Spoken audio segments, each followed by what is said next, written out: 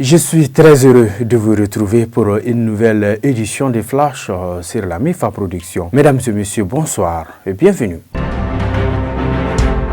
Coopération Mali-Sénégal, le président de la transition, son excellence, le colonel Assimi Goïta, chef de l'État, s'est entretenu le jeudi dernier au palais de Koulouba avec le président de la République du Sénégal, M. Bassirou Diomaye Faye, en visite d'amitié et de travail au Mali.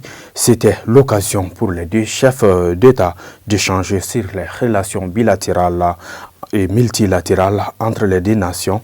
Suivons le président Bassirou Diomaye Faye à sa sortie d'audience. Dans le but de renforcer les relations entre le Sénégal et le Mali, les relations bilatérales notamment que nous avons, vous savez que le Sénégal partage avec le Mali une histoire unique qui part d'avant l'indépendance jusqu'à la fédération du Mali.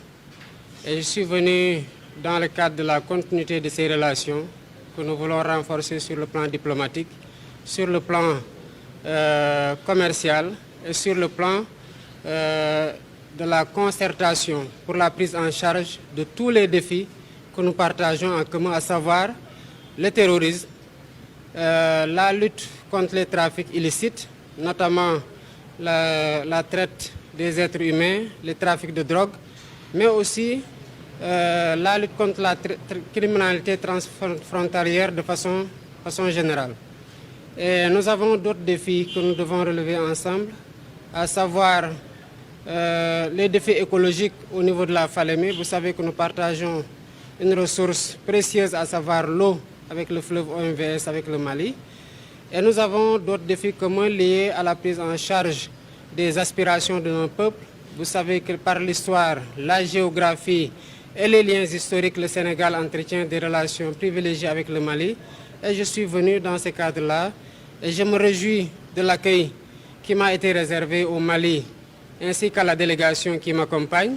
Mais nous avons fait le tour de toutes les questions que nous avons à adresser ensemble, notamment, comme je l'ai dit tantôt, les défis sécuritaires.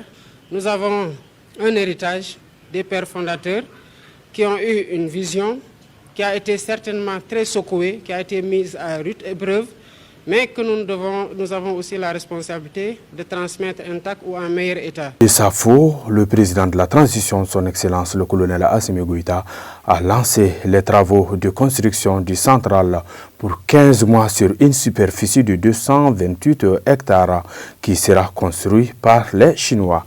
Écoutons le président de la transition, son excellence, le colonel Assimi Goïta. Après l'étape de Sanangoroba, nous voilà à Safo pour la même raison. Et la nouvelle centrale de Safo, avec une capacité de 100 MW crête, va non seulement permettre la création d'emplois directs et indirects, mais surtout d'augmenter la fourniture d'électricité pour nos concitoyens. D'autres localités très prochainement vont bénéficier les mêmes projets structurants similaires. Et notre ambition, notre objectif est d'innover le secteur énergétique qui est un secteur incontournable dans le cadre du développement endogène. Je voudrais aussi surtout saluer l'accueil et la mobilisation surtout de la population de Safo et environ, mais aussi de saluer l'excellence des liens de coopération entre la République populaire de la Chine et du Mali. Nous partageons les mêmes principes, la même vision avec nos partenaires chinois, à savoir la non-ingérence dans les affaires internes, le respect de la souveraineté de nos États et surtout la défense des intérêts de nos différents peuples. Et je tiens une fois de plus à remercier Excellence M. Lamassaire ici présent pour son appui constant.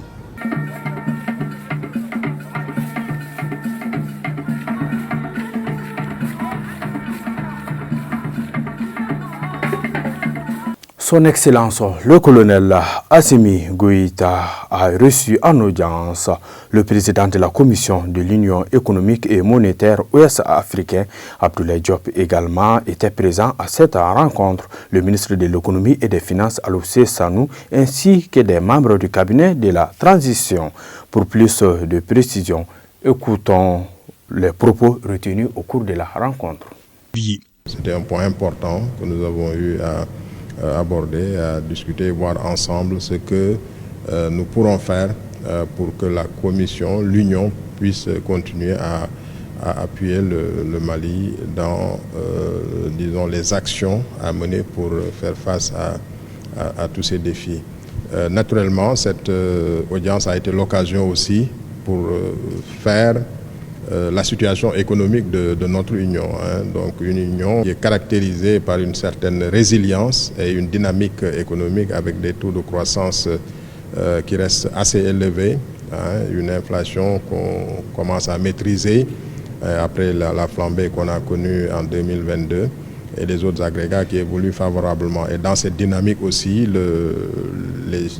la situation économique du Mali est une situation qui est très dynamique, avec des taux de croissance qui sont supérieurs à 5%. Donc l'économie malienne, sur cette période, malgré les chocs que nous avons tous vécus, que nous connaissons aussi, l'économie malienne a su rester résiliente. Et aujourd'hui, sur 2 années consécutives, le Mali est à plus de 5% de taux de croissance, une inflation qui est maîtrisée, en tout cas du point de vue des agrégats macroéconomiques, et également des déficits budgétaires qui se stabilisent voilà, au niveau du pays. Et je pense que c'est des éléments importants en termes de... Info Fama, le dimanche passé vers 5 heures, les terroristes ont attaqué le camp de Mourdia avec des obus et 2 voitures piégées. Mais c'était sans compter sur la bravoure de nos vaillants Fama qui ont neutralisé plus de 200 terroristes, récupéré plusieurs matériels de guerre et des munitions. Cette grande victoire des Fama marque un point très important dans la lutte contre le terrorisme au Mali et dans le Sahel. Vive les Fama! Après leur vaillante victoire, les Fama de Mourdia ont reçu la visite de la hiérarchie militaire et les éléments de Nangui ont été élevés au rang de première classe à titre exceptionnel par le chef d'état-major général des armées pour leur bravoure. Pour plus de détails, suivons quelques propos retenus au cours de la visite. Incliner très pieusement sur la mémoire de nos camarades disparus, tout en souhaitant propre rétablissement aux blessés. En effet, l'objet de cette visite était de venir féliciter ces hommes, ces braves militaires qui hier ont remporté une victoire éclatante et décisive sur l'ennemi ici à Mourdia. Nous les exhortons à plus de détermination, à plus de cohésion, à plus de discipline, à plus d'engagement, afin d'éviter toute surprise. Car lorsque vous infligez une telle correction à l'ennemi, il est naturellement animé d'un esprit de revanche. En outre, nous les invitons à coopérer davantage avec les populations civiles, populations dont on a toujours bénéficié de soutien et dont le soutien nous est indispensable dans l'accomplissement de nos missions. Nous, notre niveau d'engagement, c'est d'aller plus loin. On est venu ici pour combattre et on va combattre jusqu'à la mort. Je lance un appel à la population qui nous donne des informations pour qu'on puisse traquer ces bandits armés. Information hors du Mali au Niger, le ministre béninois des Mines s'est rendu à Niamey pour une visite de travail de 2 jours afin de trouver une porte de sortie sur l'exportation du pétrole nigérien via le littoral béninois, compromise pour la brouille diplomatique entre les 2 États.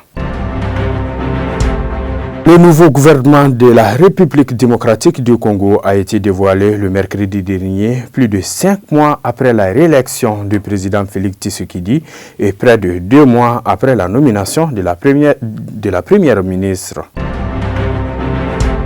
Fin donc de ce flash qui vous a été préparé et présenté par Cheikh Bougadari Makasouba. On se donne un rendez-vous la semaine prochaine s'il plaît à Dieu. Qu'Allah bénisse le Mali. Vive les Fama.